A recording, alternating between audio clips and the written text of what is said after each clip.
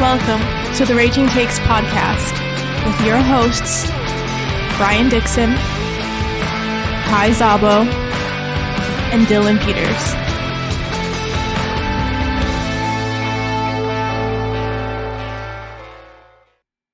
What up, you turkeys? Welcome to episode 139 of the Raging Takes podcast. Today is Tuesday, January 14th, 2025. I'm your host, Brian Dixon, joined as always by my co-hosts, Kai the Commissioner, Zabo, and Dylan Peters. Good evening. Salutations. Dude, hi. Have you noticed that life totally rips? Life is awesome. Yeah, dude, it is. Yeah. I assume that this good mood is based off of the Bears wanting to hire Mike McCarthy as head coach and giving him an interview. Is that any coincidence there?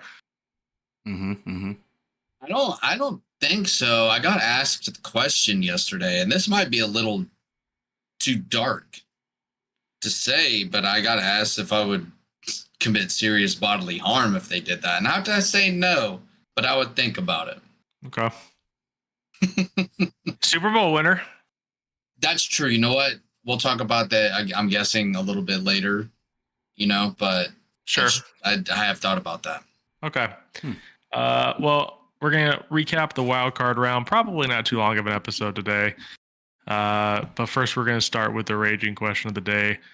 And it's about the Steelers, who got creamed against the Ravens. They got destroyed, honestly. It was not even close to a game. The question is, are the Steelers in purgatory? Does a serious conversation need to happen about Mike Tomlin? This is a weird basis to grade him on, right? Because the Steelers are kind of like a unique circumstance here. They've only had 3 head coaches in their entire history. They don't fire head coaches. And Mike Tomlin's never had a losing record, but it still feels like the product is a little stale and has been for a little bit, right? Kai, what do you think? Yeah, that was exactly my point when it came to looking at this. This is like a no knock to Mike Tomlin's skill whatsoever, but it's just the fact that he can take a roster that isn't as great in the NFL and he can produce 9 to 10 wins on average usually. But does that really fix the problem? It's like they're good enough to get to the playoffs, but they're clearly not good enough to get any further than that. And then because they finish so highly in the season, they don't really get to help themselves out to top-notch talent in the draft too often. So it's like, I kind of do think they're in purgatory because it's like Mike Tomlin can take their team and make it good enough, but it's not actually good enough, Well, what would you have them do to fix that, though? Because it's not always greener on the other side. That's true. That's why it's like what you said. That's why it's such a unique situation. And are they bad because of Tomlin, and Tomlin just doesn't have the ceiling to go further than a first round exit anymore, or is it because they haven't had a quarterback since the last few years of Ben Roethlisberger? I would say it's a little bit of both. I mean, yeah, they haven't had anyone since Ben Roethlisberger, and clearly every free agent or draft route that they've gone has not panned out. I feel like it comes from the top down. I don't think Mike Tomlin should be the scapegoat when it comes to this. It's sure, he goes kind of hand in hand with the whole Roethlisberger era. Won a Super Bowl, and always makes the playoffs, never a losing record.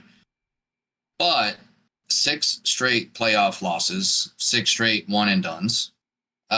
Something has to be said about the stability of the Steelers, but the trajectory is not there. You know what I mean? That seems like they've been in a kind of like a mire of the worst playoff team to make it the last couple of years. We've talked about this. They were easily, in my opinion, going into the playoffs, one of the worst teams. It starts, for me, with the general manager. You have to get him out of there. I'm pretty sure that guy drafted Kenny Pickett. You should get fired. They should bring in a new regime when it comes to that and get Mike Tomlin and the Steelers a quarterback, for the love of God.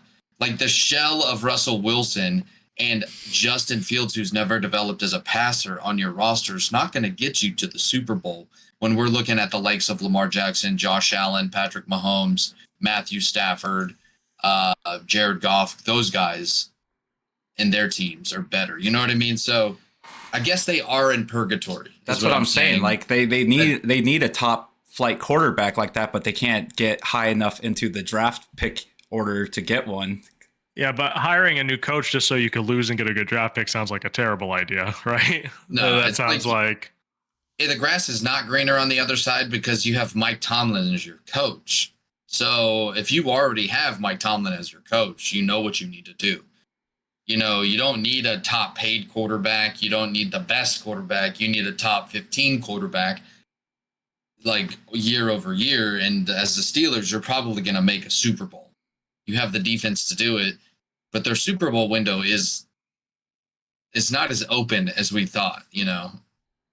But I don't know. It's just like, how long is this going to go on, though? You know, like say this goes on another 5 years of just getting to the playoffs and getting knocked out, and then nothing happens. Yeah, for me, and I know I've hated on the guy, and I've hated on the guy in the past, but if I'm the Steelers, I'm knocking on Jacksonville's door right now. I'm wondering what they want for Trevor Lawrence. If you can get him for cheaper, then you could possibly move up in the draft.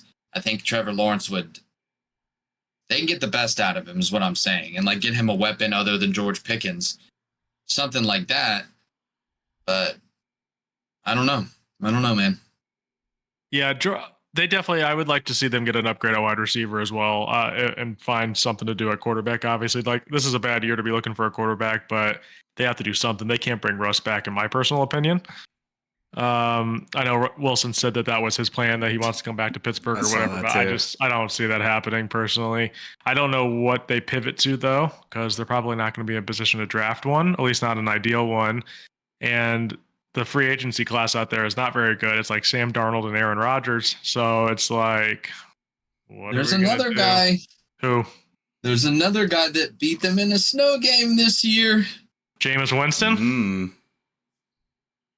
That's not going to happen. They have a good enough defense. The Steelers have a good enough defense to make up for a couple turnovers a game by a quarterback, as long as he's throwing touchdowns. Listen, if I were running the team, absolutely, I'd be looking at Jameis. But people who run NFL teams have made it clear that no one's too interested in giving Jameis a starting gig. I feel like he would have gotten one the last couple of seasons while he was either on the Saints and the Browns.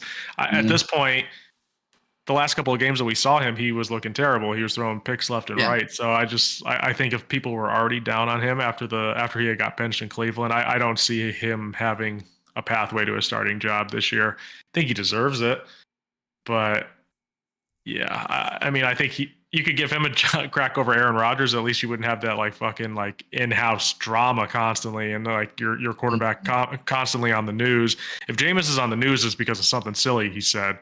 You know, like in the huddle, on the field. You know, it's like a feel-good thing, not stuff that Aaron Rodgers brings. So Mike Tomlin is not going to be on a team with Aaron Rodgers because he went through Antonio Brown. There's zero chance.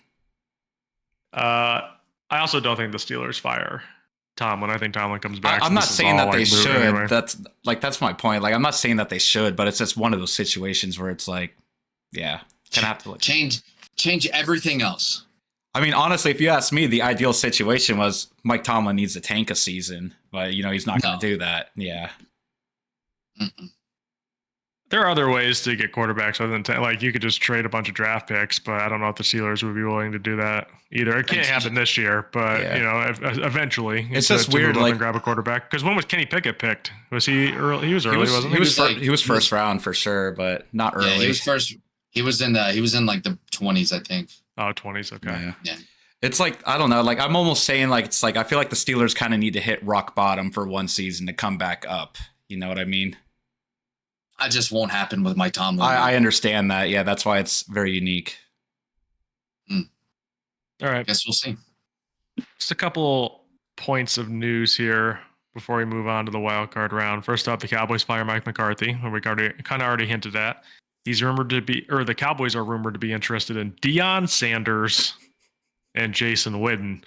McCarthy will interview for the Bears jobs, and the Saints are also interested. I can't remember if I read if the Saints had already scheduled an interview with him or not, but the rumor is the Saints are interested as well. Those are the only two teams I've heard linked to him, the Bears and the Saints. First, let's start with the Cowboys. Deion Sanders and Jason Witten being the first two names, just classic Jerry Jones. Jason Witten, where did that come from?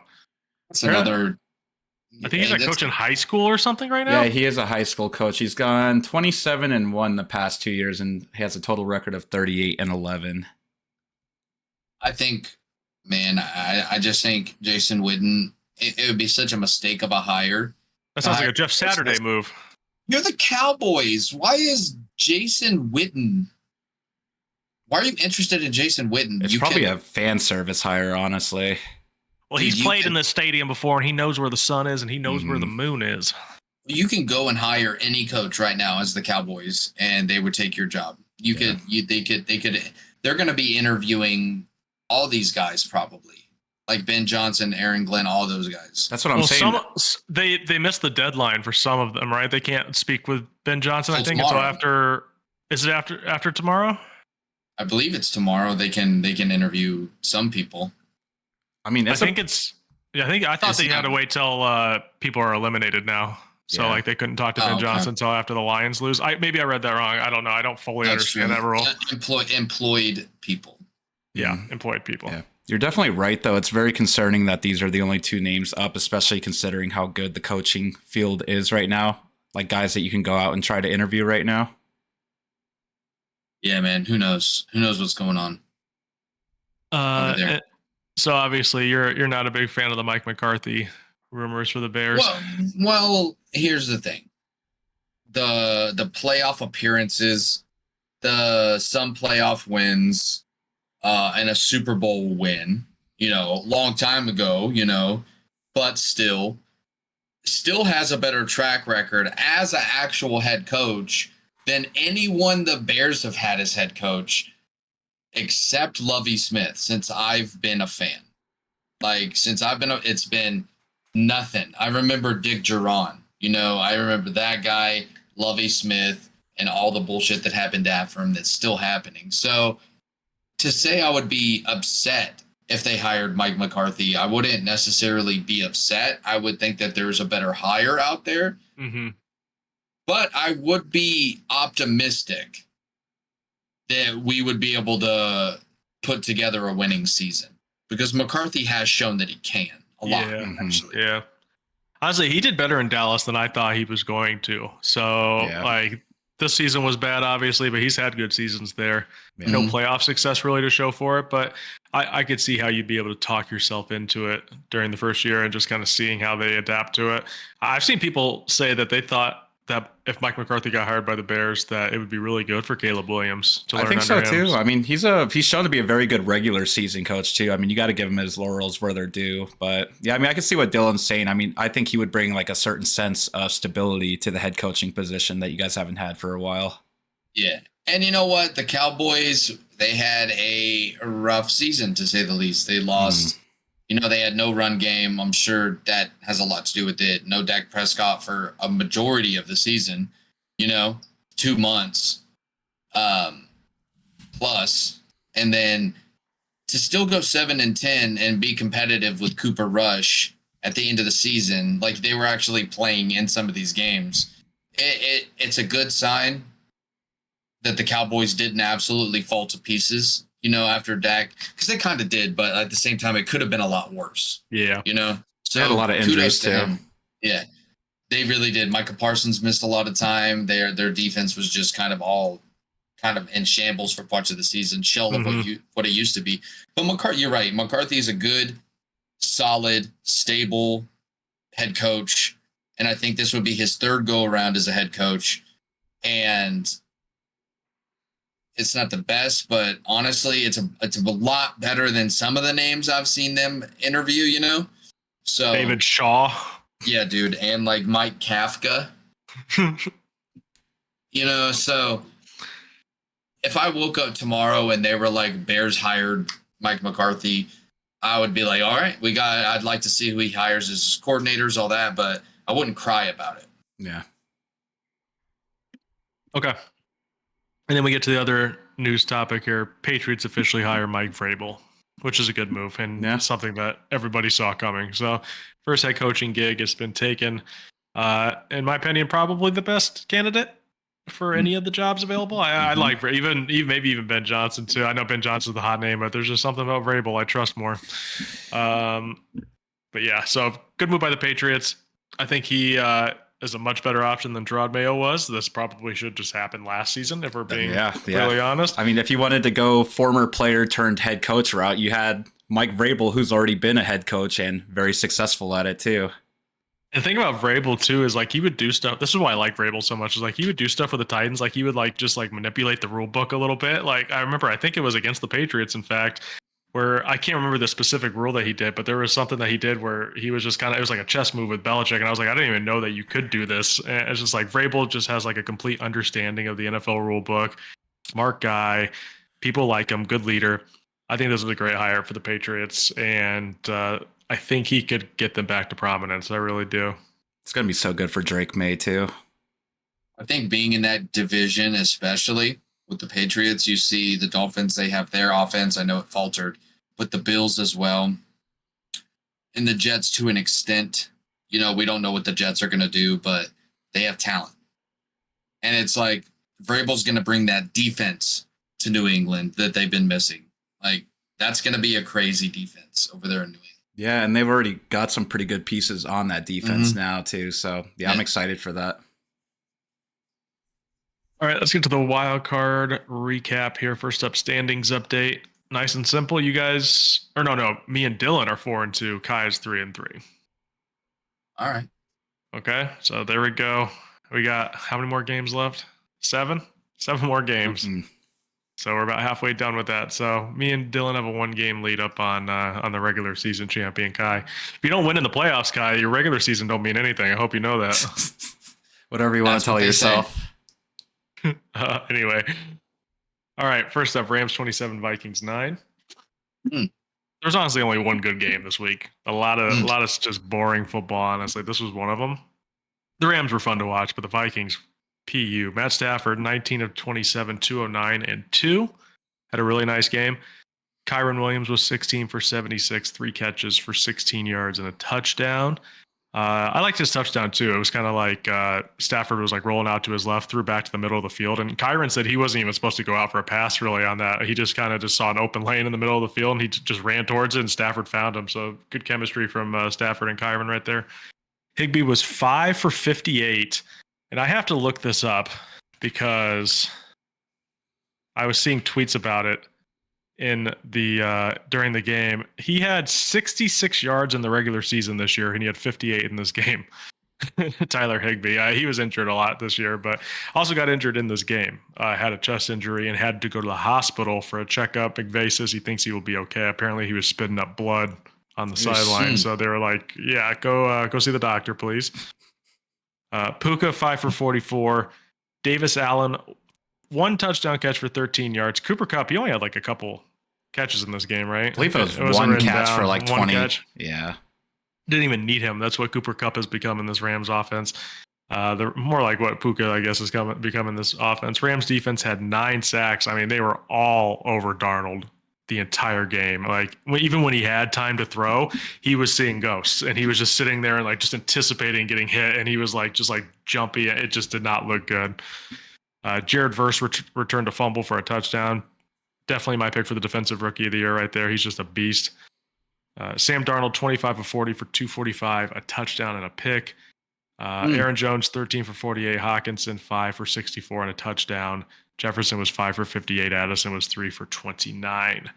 So how do you guys feel about this game, and how do we feel about Darnold now after having the 2 worst games of his season back-to-back and the 2 biggest games of the season? Man, this game went exactly like I thought it would have, to be honest. I mean, I expected the Rams defense to kind of just hold them down. I expected the Vikings defense to kind of like limit the explosiveness of the Rams offense, which they kind of did, but the Rams still solidly beat them at the end of the day just because the offense for the Vikings was so bad. But yeah, man, Darnold got exposed. That Vikings offensive line is really, really bad. Mm-hmm. Yeah. Yeah, man, this is kind of what I was alluding to on last pod, is that what I saw in Sam Darnold against the Lions, it translated directly into this game. It was the Vikings offensive line couldn't stop a nosebleed, and they allowed Sam Darnold basically to get teed off on. They had no kind of like flow or rhythm to their offense. It was just all a mess. And I've never seen such a downfall of somebody's free agent marketability in 2 games than Sam Darnold in these last 2 games. He probably cut his contract value in half, and that stinks for him. Thing is, go ahead. I'm not even sure it matters because I think the Vikings were going to franchise tag him anyways. I still think they're going to. So he still has a season, I think, to make up that free agency value. He'd have to win. He'd have to beat out JJ McCarthy, obviously, and get playing time. But I think if he has another nice season next year and it finishes a little bit better, I don't think people will think about these last 2 games as much. So I think he still has a chance to get paid down the road. And I think he's just going to be on the franchise tag next year, which I believe, if I'm not mistaken, is like $40 million for a quarterback. Yeah, it's $41.3 million. And I do not think that the Vikings are going to place that on him.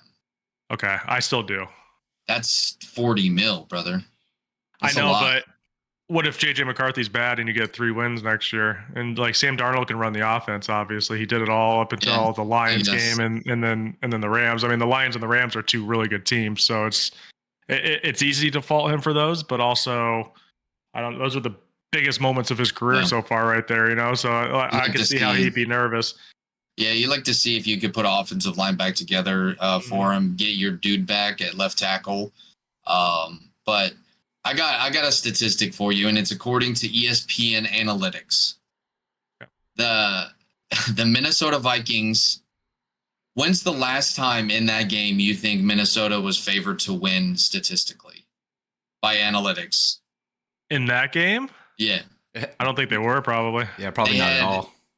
With 11 minutes and 24 seconds left in the first quarter, the Rams failed to convert a first down, and they had a 51.2% chance to win. The Vikings did. That's the last time they had more than a 50% chance to win. Was after the Rams' first possession. That's crazy. Yeah, I mean, the Rams handled. Honestly, KOC was just getting outcoached by McVay too. Like the first drive that the Rams have, they just walked it down the field, scored a touchdown. And then afterwards, it just looked like the Rams wanted it more. I'm sure that they were pumped up because of like the wildfire situation and whatnot in LA. So they had something to play for. Not that the Vikings didn't, but it just looked to me all night like the Rams were playing harder. They were playing smarter. They had an actual plan that they were following through on. And it looked like the Vikings tried a couple of things early on. It didn't work. And then they just had nothing else for it. They were like, well, we're just getting our ass kicked now and we can't get out of this. So, well, yeah, and that's also KOC came from McVay's staff. Yeah. He's a McVay guy. So he was kind of trying probably to play some stuff McVay came up with, or that he had an influence in. And I feel like that happens a lot when these guys, these pupils go against it's like all the guys against Belichick. It's like Belichick beat the shit out of all of his pupils for years. So kind of like to see it. I like McVay a lot, and I hope the Rams go far in the playoffs. I do like seeing the teacher beat up the students in this aspect. Do you hope the Rams go far in the playoffs? Well, I mean, they're playing my team next week, so no, I don't. Good answer. I was trying to get you. So is this like a failed season then for Minnesota? I don't think it is. I think they had a nice season. I don't think so, but man, it ending like that definitely leaves a stink. I don't think a lot of people thought they were going to make the playoffs. I had them finishing last in the division, and they won 14 games. So they won 14 games with Sam Darnold. I think this is a successful season. Yeah, it's a successful but disappointing season. Yeah, disappointing ending. Anything else you guys want to talk about here? No, Jared Verse is good. Jared Verse is extremely good, dude. That Rams defense has really turned it on lately too. I mean, their defensive line, they don't have Aaron Donald anymore. It doesn't even matter, really. The defensive line was dominant in that game. So, I mean, that's how you beat the Eagles. If you can beat them in the trenches against their O-line, put some pressure on Hurts, and maybe kind of like Stonewall Barkley, the Rams might have a chance. Yeah. They might have a chance next week. Okay. Commanders 23, Bucs 20. Jaden Daniels' playoff debut, 24 of 35, 268 yards, and 2 touchdowns. Had 0 turnovers, the Commanders did. They also did not punt in this game. Third time that's happened for them this season, where 0 turnovers and 0 punts. The Commanders' run game, though, was not very good. It got stuffed. Eckler was only 8 for 27. Brian Robinson was only 10 for 16. De'Ami Brown actually had a decent game, 5 for 89 and a touchdown. Daniels was kind of like targeting him in the first half. There was a lot of targets going to De'Ami Brown's way in the first half of that game. Scary Terry was 7 for 89 and a touchdown. And then for the Bucs, Baker 15 of 18, 185, a touchdown and a fumble. Lost. That fumble was a big one. Kind of gave the Commanders all the momentum after that, and they did not give it back. Bucky was 17 for 77 with 2 catches for 6 yards and a touchdown. Mike Evans 7 for 92 and a touchdown. Basically just dominated Marshawn Lattimore. Lattimore just had nothing going. Again, granted, he's only played 3 games in the last 2 months, but still. Jalen McMillan 2 for 41. So this was the alone really good playoff game. Yeah. I was really impressed by Jaden Daniels in this game. Personally, he looked like a veteran. It looked like this was like his 10th playoff game as opposed to his first. Looked like he'd been here a million different times. And this is the first playoff win for the Commanders since 2005, which was also in Tampa Bay when they won that back then. Wow. So what did you guys like about Jaden Daniels in the Commanders?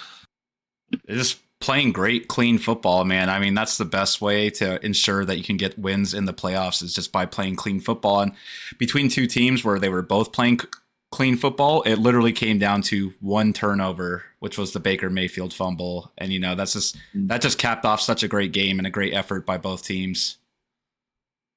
Yeah, man. And Jaden Daniels with the no interceptions, no turnovers, no punts. He did it 3 times this year, and it's only happened 42 times in NFL history. And this year, Jaden Daniels and the Commanders did it 3 times. Jared Goff and the Lions did it 3 times. And in Tom Brady's career, he did it 1 time. And Daniels is the only rookie quarterback that's ever done it, and he did it 3 times this year. Wow. Yeah. And just that statistic right there. It's also when the Commanders don't have a run game and you can depend on your rookie quarterback to function and run an offense successfully without the ability to take pressure off him with the run game, and he has to create running plays himself, is nightmare fuel for a coach because he's got the most confidence. He's got the confidence of Joe Burrow, dude. It's like he's like Joe Burrow, but faster. Mm-hmm. He's better than any rookie quarterback except maybe Andrew Luck that I've seen in recent memory in his first year. And he's running this offense that has weapons by himself. And he's smiling. I've never seen the guy frown. I've never seen him frown. He's always laughing and smiling. He's always having a good time. And he knows how to read a defense. And I stand corrected, and they fixed this issue. The Commanders can score in the red zone, and they've continued to score in the red zone due to his just complete advancement in his game this year. And the Commanders look good, man. And that defense limited the Buccaneers' opportunities. Not that the Buccaneers didn't have an offense that was moving, but they took opportunities away from them. Yeah. But opportunistic defense and just a confident quarterback, dude. The Commanders are way better than I thought they could be this year. Way better. I'm very excited about that matchup against the Lions next week. I'm very curious to see what it looks like against the Lions. Me too. I would say the 2 that I'm looking forward to the most next week so far are Washington and Detroit, and then also Buffalo and Baltimore. Those are the 2 big ones for me. I know Philly and LA should be fun too, but those 2 specifically, I'm super intrigued by because I want to see if Washington can do it against Detroit, and then obviously Baltimore and Buffalo. I have no idea what's going to happen in that game. I would love to see Washington go after T. Higgins in the offseason. Scary Terry and T. Higgins? Yeah. Oh my God. Nightmare fuel. I think that would be so sick. I think that offense would soar to a new level with T. Higgins in there. Honestly, who's better between Higgins and McLaurin? I don't even know. They're both about the same. Just 2 really good, probably top 10, top 12 wide receivers. I say it to Terry. I don't know. I think I'd give it to Higgins, and but it's too. just this slight, much. It's just a little bit. Yeah. I believe that if you put Scary Terry on the Bengals, brother, that's what I'm saying. It's just I think he's a better. he's a better technical wide receiver, better route runner, better hands. They're both two different kind of receivers, though, too. T. Higgins is like your more physical, dominant specimen, he's like you know? He's like 6'5". Yeah. You can't coach size, but man. Did you guys see Zane Gonzalez trying to fix his hair before he went out there to kick the game? What was that about? He like 16 times, dude. Yeah, he's just like takes his helmet off. He's like, okay, no, never mind, and then puts his helmet back on and takes off and like fixes his hair. Yeah, you know how what's going on with this guy? You know how kickers go. Kickers always have some weird rituals. When he doinked it, I was like, of course. And then it actually went in. I'm like, wow, okay. That was a very dramatic ending for the Commanders. Baker, do you blame this on Baker at all? I thought he played okay. I know the fumble sucked, but like, I don't know. That type of shit does happen at the same time. It was like on an end around with Jalen McMillan. Yeah. No, I do blame that on him, and that's a mistake you can't make on your own side of the field like that. And I also blame the play calling. Teams do get a little too cute sometimes, and the execution on that kind of play comes down to like the smallest margin of error you can have, and it just did not swing their way. So, yeah, the blame definitely goes on Baker, though, I think. Okay. Eagles 22, Packers 10. Jalen Hurts 13 of 21 for 131 and 2. Saquon was 25 for 119. Devontae Smith was 4 for 55. Goddard was 4 for 47 and a touchdown. Then Jahan Dotson, his defining Eagles moment, 11-yard playoff touchdown. A.J. Brown had as many books on the sidelines as he did catches on the field, 1 for 10. Did you see the book thing, Guy? Yeah. I think I read something about it after. Yeah, he had like a book on this. Yeah.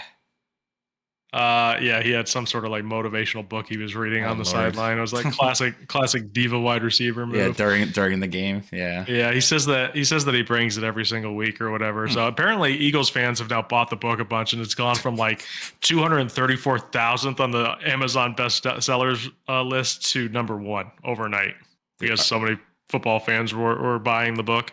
I wonder if he's getting kickback from it. Probably not. Nakobe Dean suffered a torn patellar tendon. He's out for the remainder of the playoffs. That's a huge loss. Yeah, it is. That's tough. He's been a really good player for them all year. Very good at pass protection, too, as a linebacker. Pass coverage. Jordan Love, 20 of 33, 212, 3 interceptions. Not his best game. I think his elbow was bothering him a little bit. Yeah, he didn't look right to me. Josh Jacobs, 18 for 81 and a touchdown, 3 catches for 40 yards. Jaden Reed, 4 for 46. Wicks, 2 for 39. So go ahead, Kai. How did you feel about the Eagles? Oh, man, I feel like it's like I didn't like the product I saw on the field in regards to the offense, but I think we can attribute a lot of that to rust from sitting the starters last week. And, Jalen Hurts hasn't played football in about 3 weeks. So, yeah, it seems like maybe they're running like a basic stripped back version of this offense. But, man, the true MVP of this game was that Eagles defense again, man. They really come together as a unit. They just shut down drives so effortlessly. And, yeah, I'm just happy that the defense came through when we really needed it, because it really did look like the Eagles were trying to sell this game for a moment. Were you afraid at all during the game that the Eagles might lose? A little bit, yeah. It was in the back of my mind, of course. Dylan, are you still liking the Eagles, how they played? No, not at all. I know that the Packers defense came to play, and that was fairly evident when it comes to like A.J. Brown getting locked up, and they kind of schemed him out of the game, and it shows. The Eagles didn't have to do much offensively to win this game, and they're fucking lucky that they didn't have to do much offensively to win this game, because the Packers, their offense just didn't show up.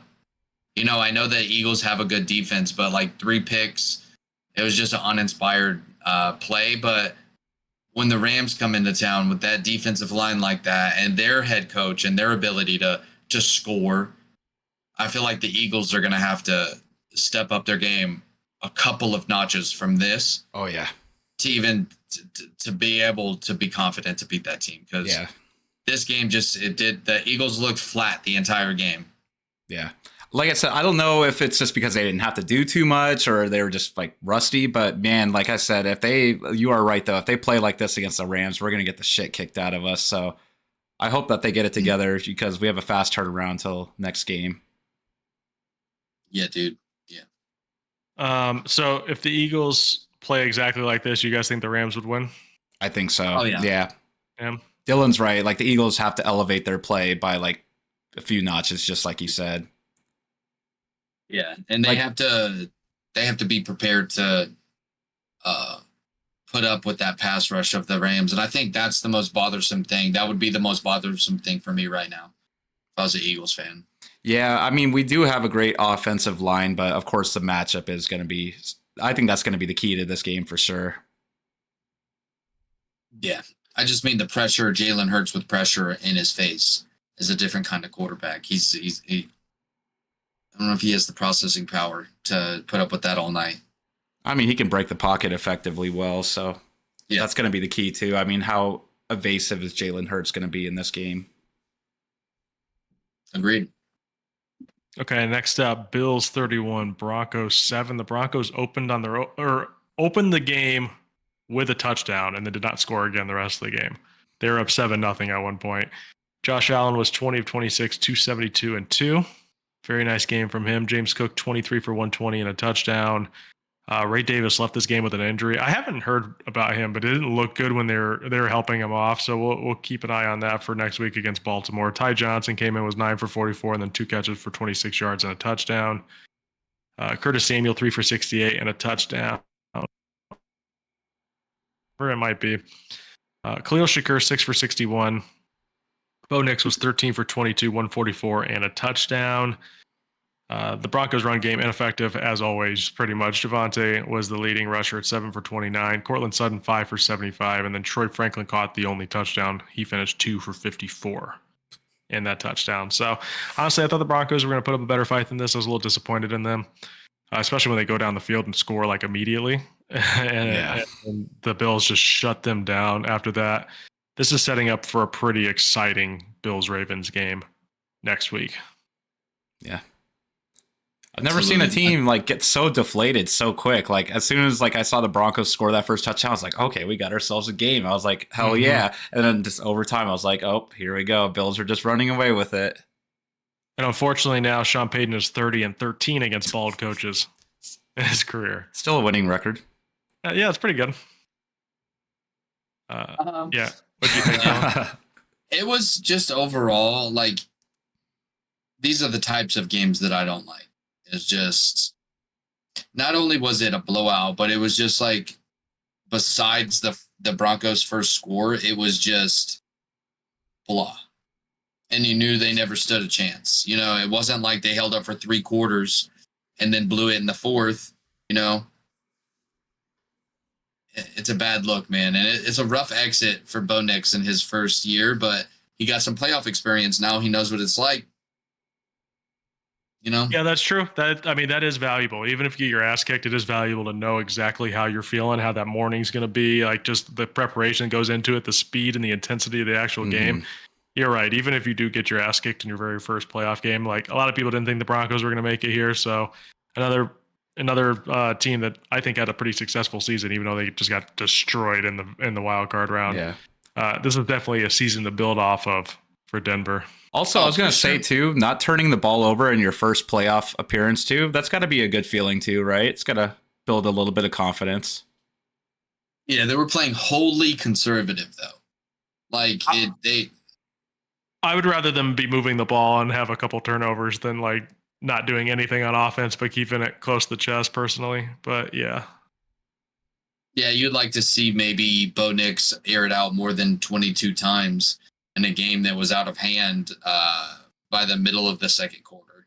You would like to see them just take the reins off and see what the kids got, you know, but all in all, like they didn't do too much after they got down. And it's like they kind of caved.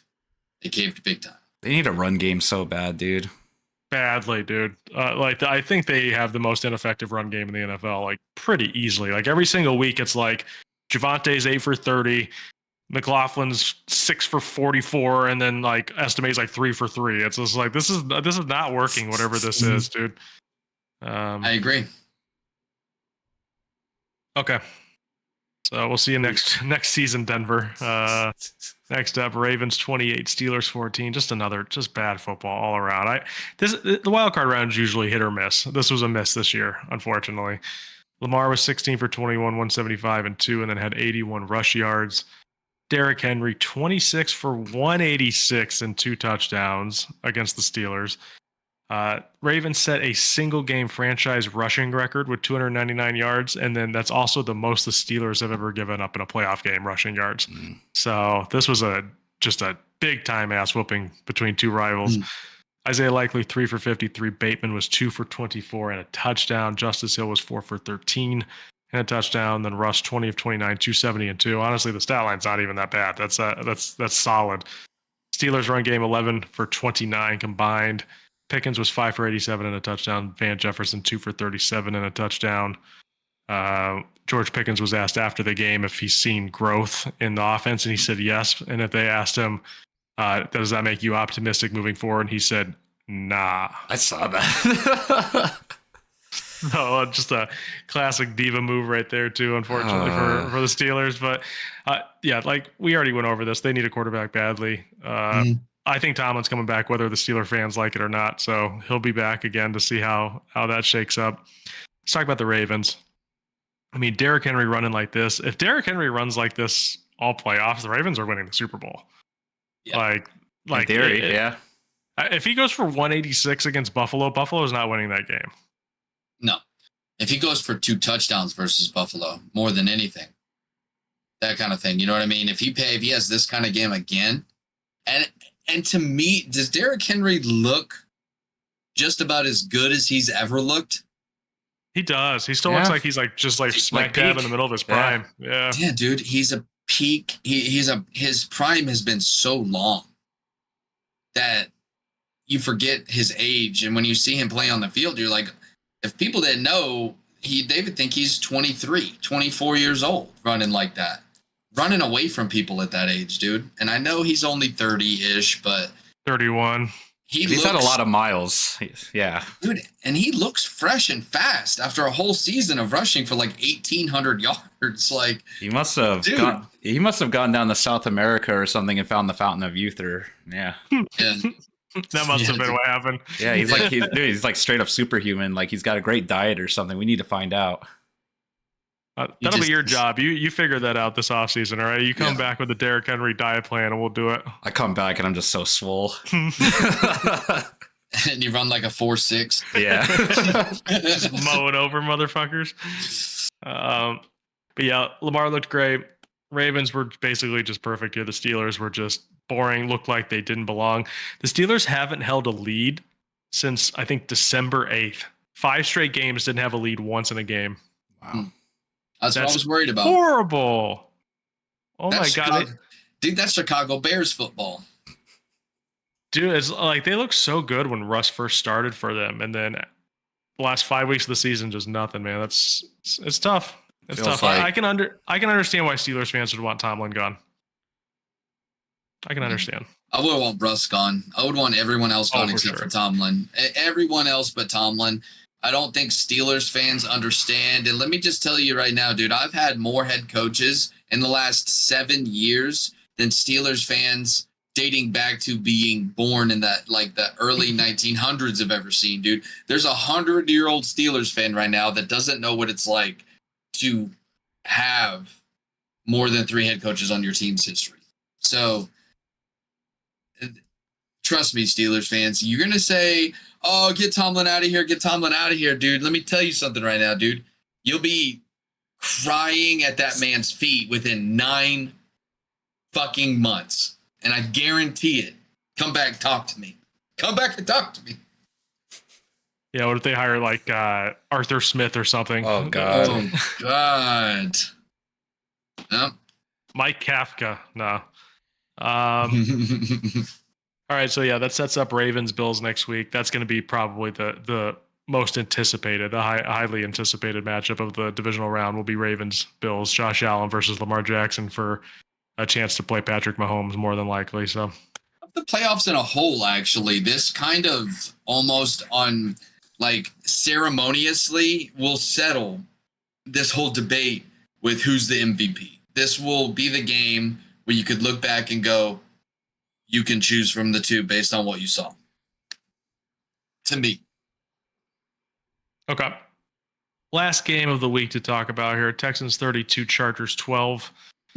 CJ Stroud was 22 of 33 for 282, a touchdown and a pick. Mixon 25 for 106 and touchdown. Nico 7 for 122 and a touchdown. The Texans defense was really the story here. They had 9 quarterback hits, 11 pass deflections, and 4 interceptions. Justin Herbert threw 3 interceptions the entire regular season, threw 4 in this game. I believe that's the first time that's ever happened, by the way, that a player threw more interceptions in a playoff game than they did the entire regular season. So classic Charger stat right there. Derek Stingley had 2 of those picks. Eric Murray had a pick 6 for the Chargers, 14 of 32, 242, 1 touchdown and 4 picks for Herbert. J.K. Dobbins, 9 for 26. Lad McConkey, 9 for 197 and a touchdown. That is the most receiving yards in a playoff game by a rookie ever. Hell yeah. Congrats to McConkey. He was literally their only offense in that game. And then after today, actually this morning, the Texans waived Deontay Johnson once again. He is out on the waiver. I don't know if someone else is going to take a chance on him. I don't think they're going to. I saw people were like, "Oh, now he's going to go win a Super Bowl." I don't think the Chiefs or anybody are going to take a chance on him. That would be hilarious. He's gotten kicked off of 2 teams in the last month. He's going to sign up for that guy again. I know he's talented, but it's like the Chiefs have everything they need already that they can win. They don't need Deontay Johnson to help them push him over the hump. So I don't see a point of even risking bringing that negative aura into the team. I just think it'd be funny if the Chiefs did it right before they play the Texans next week, just to screw with them. I don't know. Would that even screw? He's only on the team for a week and a half. Yeah, it's just one of those things, It's like, oh, we just got rid of this guy, and oh, there he is on the sideline. Apparently, after the game, he didn't get undressed, and he was just sitting at his locker and his pads and just staring off into the abyss, angry that he wasn't getting targets. It's like, dude, you got here 10 days ago. God, for crying out loud, and we're winning. We won 32-12, brother. He just he don't have his head in the right spots for his priorities are just all whack. Hopefully he can get it together. He'll be on a team next year for sure. Somebody will take a chance on him, but I don't think any of these playoff teams take a chance on him this year. I could be wrong, but I think he's done for the season, personally. You guys impressed with the Texans? Do you think they have a chance to beat the Chiefs? Because I'm still not sure about that. I do not like how they match up against the Chiefs. Honestly, I don't even think Stroud had that good of a game. His stats are pretty solid, and he still has a bad offensive line. Let's not forget that. I mean, it still was vulnerable this game, and going against the Chiefs next week, that is not a good recipe for success. And then, the Texans defense, I did like what they did this game, but are you going to do that against the Chiefs? That has yet to be seen. It just felt like most of the offense was Mixon or Collins, which is what it should be. But I don't think that the Chiefs are going to be as easy to beat as the Chargers were, even though the Chargers had an awesome defense. This kind of came as a shock to me. I thought the Chargers were going to win, obviously, but at least put up a fight if you were going to lose. And it just, from the get-go, it just looked like total overmatch. I kind of thought the play calling was a little whack, too, on Harbaugh's end. It didn't feel like he was playing smart football like he tends to normally do. Well, when you're a quarterback and you have zero confidence in your wide receiver, too, to even look his way because he couldn't catch the flu in a hospital, you're just wondering to yourself, should I even throw this man the ball? What happens if there's adversity, Mr. Huge? What happens if you can't be wide open and catch a pass? Of course I'm not going to throw it your way. The Quentin Johnston experiment is over, in my opinion. Something's up with that dude. Something's up with his concentration, his hands, whatever he might be doing. But when you corner an offense into having one target that you can do, that you could basically play with, you might come out with good stats, but it's going to bottleneck your play calling. So that goes along with what Kai said. It's like when you can only scheme one guy up because Disley had a bad game, Quentin Johnston had a bad game, J.K. Dobbins had a bad game. It's like no one else that you look to on that offense can do anything. Yeah, the run game's definitely a big part of it. Just completely stymied from the start. Can't get no balance in your offense. Yeah, this was doomed to fail at some point if it was going to go like this. Yeah, dude. The Chargers drafted Huge over Zay Flowers and Jordan Addison. Tough. Those guys would have helped. Jordan Addison. I think Hughes will get another chance next season, but yeah, it doesn't. I mean, his hands, some of the worst hands I've seen in the league this year, for sure. It's like him and Dontavian Wicks, but he makes Wicks look like T.O., to be honest with you. But it's weird. It's like they're both capable of big games, but they're also just capable of just such bad games with the worst drops you've ever seen. Well, the lucky thing is that you can become better at catching. Like, that is a skill that you can get better at. So if they can just concentrate on that, like if they know that that was their weakness this year, they can concentrate on it next year.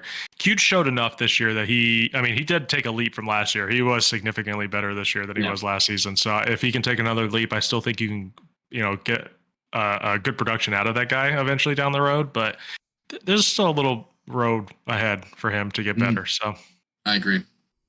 All right. That's it for us. We'll be back on Saturday to preview the divisional round. As always, you can find us at Raging Takes everywhere: Facebook and Instagram, TikTok, Twitter, YouTube. You can email us ragingtakes@gmail.com. I'm at Montana Sauce on Twitter. Kai is at RTP Kai, and Dylan is at Such a Wise Fool. We'll see you Saturday.